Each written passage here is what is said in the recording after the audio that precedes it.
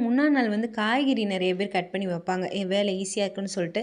அந்த மாரி எனக்கு கட் பண்ணி வைக்கிறதுக்கு நைட்டு ரொம்ப நேரம் வேலை செய்ற மாரி இருக்கும்.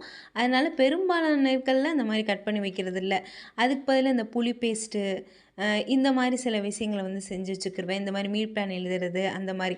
அதில நான் செஞ்சு வைக்கிறது இந்த இஞ்சியும், ஏலக்காவையும் இந்த மாரி அரைச்சு வச்சுக்கிறது. இது வந்து டீ போடுறதுக்கு ரொம்ப யூஸ்ஃபுல்லா இருக்கும். இதே மாரி தான் புளி பேஸ்ட்டுமே.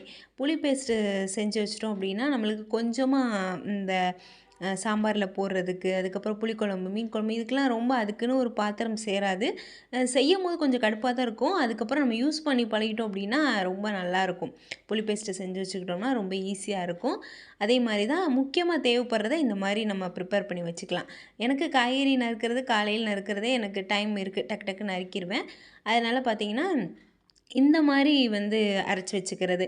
அதுக்கப்புறம் பார்த்தீங்கன்னா, இஞ்சி பூண்டு அரைக்கிறது இப்ப நான் ரீசென்ட்டா அரைக்கல. ஏன்னா சமைக்கும்போதே வந்து இஞ்சி பூண்டு வந்து டக் டக்குன்னு அரைச்சிறது. பூண்ட வந்து தோலோடயே போட்டுருவேன். இஞ்சிய வந்து லேசா சீவிட்டு போட்டுட்டு அப்படியே அரைச்சிறது. அது கொஞ்சம் நல்லாயிருக்கு. அது கூட வெங்காயம், தக்காளியும் அரைச்சு பேஸ்ட்டாவே பெரும்பாலான டிஷ்ஷஸ்க்கு செய்றனால அது கொஞ்சம் ஈஸியா இருக்கு.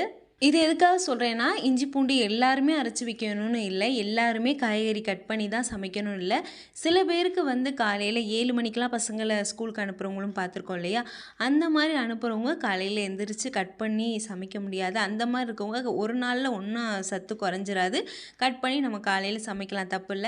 அதே இது எனக்கு வந்து ஒரு 8 மணிக்கு சாப்பாடு ரெடியானா போதும். அதுக்கு நான் ஒரு 6 மணிக்கு செய்ய ஆரம்பிச்சேன்னா, எனக்கு ஒரு 1 ஹவரே வந்து போதும் சமைக்கிறதுக்கு. பிரேக்ஃபாஸ்ட்டு, லஞ்ச் 2மே வந்து நான் 1 ஹவர்ல சமைச்சிருவேன்.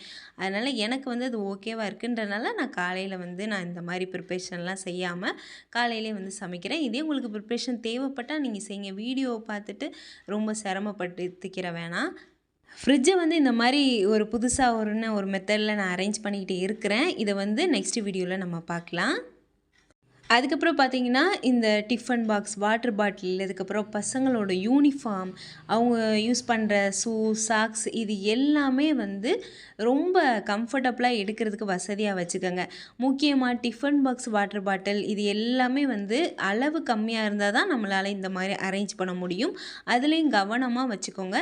அளவு அதிகமா வச்சுட்டு அரேஞ்ச் பண்ணி நம்ம ஆர்கனைசர் வாங்கி வைக்கிறது வேஸ்ட்டு. அதனால அளவா வச்சுக்கிட்டீங்க அப்படின்னா, தேடுற வேலை ரொம்ப இருக்காது. காலையில இது ஒரு பெரிய டென்ஷனை குறைக்கும், ரிலாக்ஸாக இருக்கும். அதே மாதிரி யூனிஃபார்ம் வந்து நான் அயர்ன் பண்ண மாட்டேன். துவைக்கும் போதே நல்லா உதறிட்டு காய போடுவேன் துவைச்சோன்னே. மடிக்கும் போது ரொம்ப ஓவராக மடிக்காமல் இந்த மாதிரி 2, 3 மடிப்பாக மடிச்சிருவேன். அதனால் அயர்ன் பண்ணுற வேலையும் இல்லை. மடிக்கும் போதும் எனக்கு ரொம்ப சிரமமாக இருக்காது. அது மாதிரி பார்த்திங்கன்னா ஒன்றுக்குள்ளே ஒன்று டவுசருக்குள்ளே வந்து சட்டை, அதுக்கப்புறம் பெரிய பையனோடது